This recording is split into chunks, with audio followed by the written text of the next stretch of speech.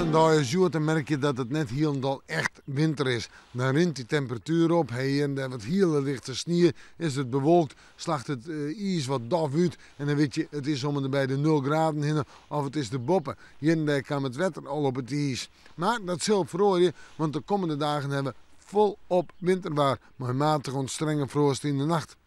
Joen en vannacht. Joen nog bewolking. Misschien is wat hele lichte sneeuw. Verder klaart het vannacht flink op. En letterlijk vannacht -8, -9 graden.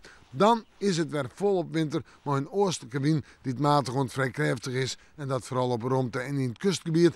Maar meer de provincie een zwakke wind. Dan zetten we terug naar morgen. Dat wordt een dag mooi winterwaar. Volop winterwaar. Temperaturen om en bij de -3 of -4 graden. De zinnen erbij, ik nog wel wat bewolking. En de wind, ja, die zal toch wel matig wezen of zwak. En die komt uit oostelijke richting, maar in het watergebied is nog eens even vrij krachtig wezen.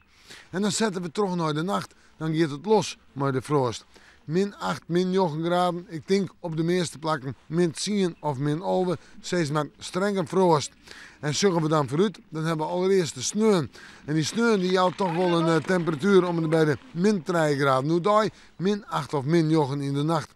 Sneeuw, hoe daar een temperatuur om en bij de 0 graden heen. Maar in de joentijd in de nacht nog -3 of -4. Dan is het nog droog, maar de wind komt al uit de verkeerde richting mee. En zorgen we de mandje, hoe daar al 4 graden in de plus, in de nacht nog om het vriespunt. En daarna, het zou wel weer eens kouder worden kunnen. We met hem aan, maar weer even in het waarschuwen.